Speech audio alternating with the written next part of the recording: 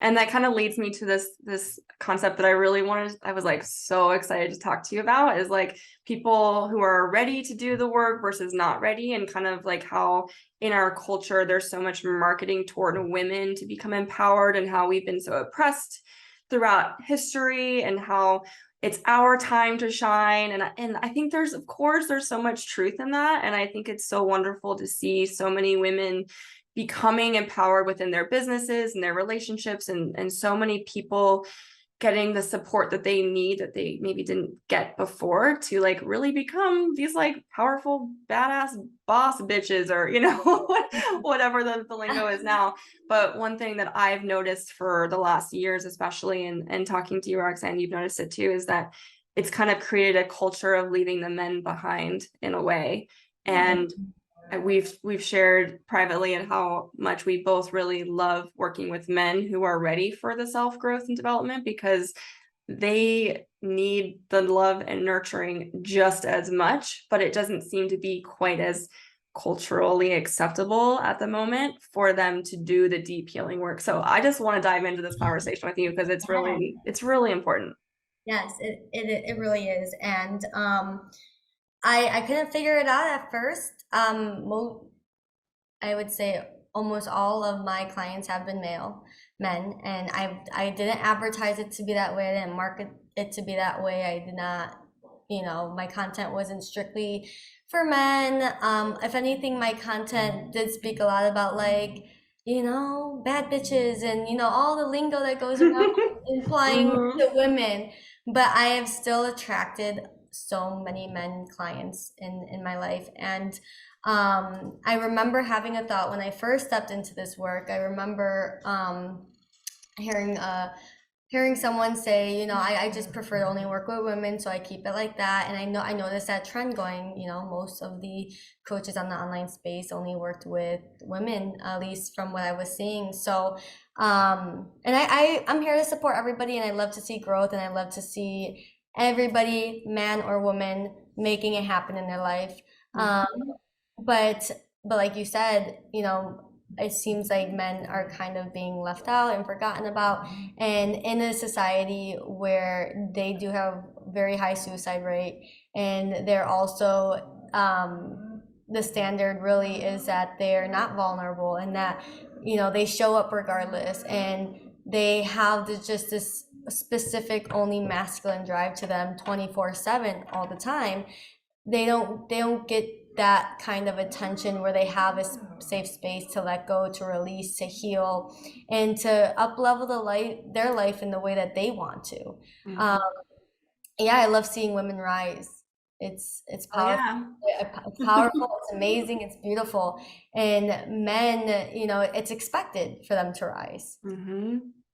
So and in that, as we know, as entrepreneurs, um it's a hard journey. Life in itself is Yeah. hard, and we as women, I've never felt like I couldn't express that. I never felt like I couldn't you know show my stress or my emotion or my burnout, and be vulnerable about that experience. Whereas men, it's expected that they carry that energy all the time, and they don't show that vulnerable side of them when it gets hard. um Yeah.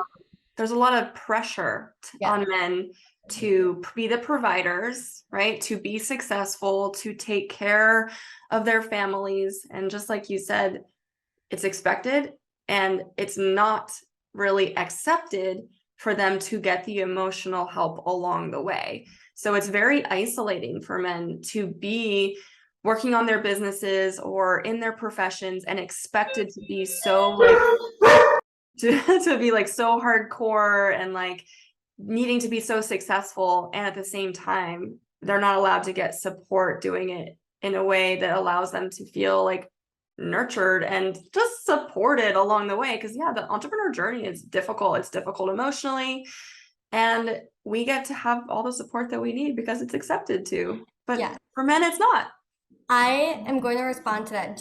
I'm so sorry, but I'm going to just check who's at my door really Okay, quick. we'll pause real quick and then just get restarted when you're back. Yes, I'm so sorry. One No second. worries. Okay, we are back. So we were just talking about the importance of men feeling like they have the support while they're being expected to have so much success and just go with it, you know?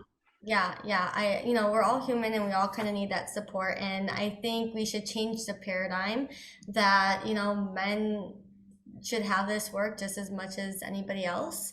Mhm. And I know, like, at least I see it a lot on Facebook, like this toxic energy between men and women. And I want to kind of bridge that gap, or at least make my platform a space where both men and women feel accepted, could, be vulnerable, can connect, and not have this tension that, oh, men have to be this way and women have to be this way, or men feel misunderstood and women feel misunderstood, and just this toxic energy. So I mean, at least my approach with the work that I do and my platform is like, I would like to kind of try to eliminate that, because we're all here, we're all going through things, we're all on our own journey, and we all need that support. And I mean, it could be hard for all of us, and there's no one that's superior to that. So Yeah. I think it's important for us to just allow us all to kind of feel and be and grow together.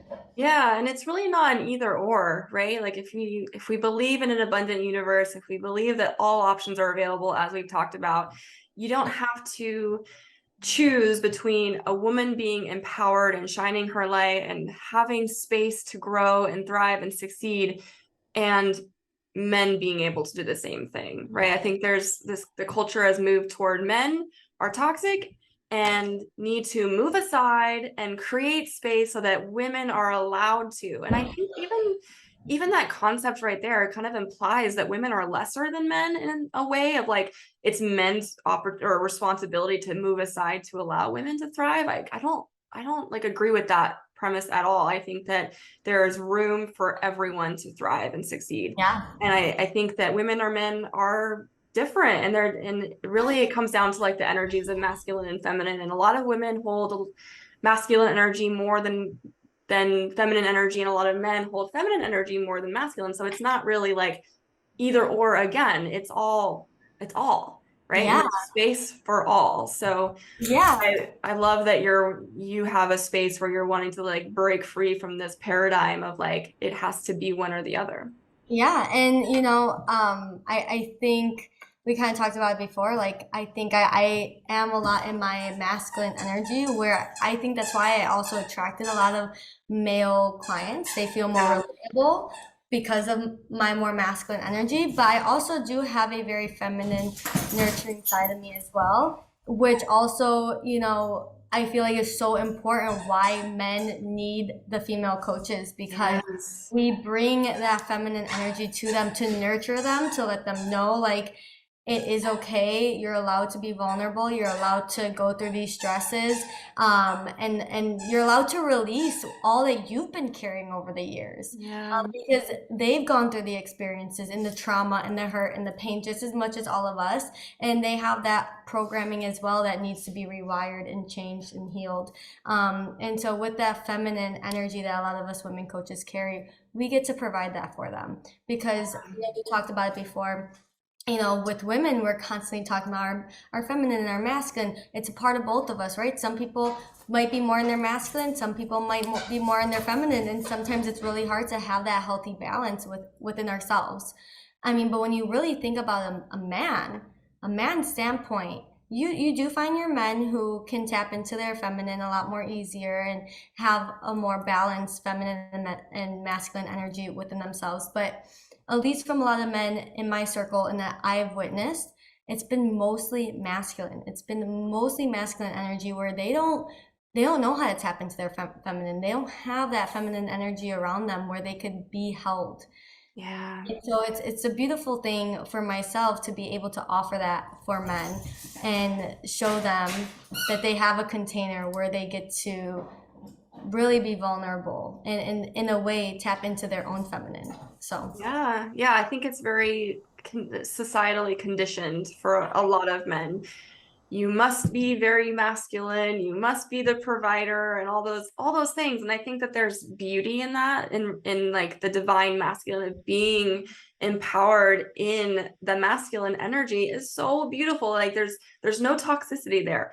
The problem is when they feel like they have to be one way only. and it's not okay for them to be vulnerable and for them to feel and express their emotions. And I've witnessed this with men where it's like, because they're told that it's not okay, they become more explosive because that pressure needs to be Yeah. let out. And Yeah. so having a safe space in a one-on-one container, especially because we both had male clients, where they can actually just share their feelings and not be judged and not be told that that's not allowed, and they can cry and they can laugh and like whatever emotions need to come out without any judgment. One of my male clients mentioned in the testimonial after working with me, he's like, I never felt so safe to just share my thoughts and feelings, and I wasn't judged at all for it. And I Yes. think men are held to this high performance standard, and it's just not realistic to achieve such success without tending to your emotions. And if you do, there's just no way I can see you being happy. Yeah. Yeah. We all need to release, and I think the more we try to run from that, the more we find ourselves not feeling at our best, Yeah. or we find resistance and unbalance within our happiness and our health and just so many different parts of our lives.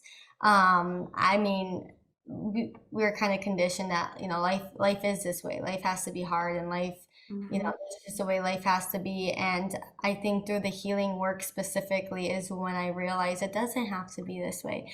We get to actually have joy in our lives. Like growing up in a family where there was a lot of dysfunction and a lot of depression and stress and problems, it was kind of taught that this is just how life is, Yeah. and it's expected that way. And the healing work has really taught me that like you actually could find the joy in this life and play in this life and be vulnerable and feel and be Mhm.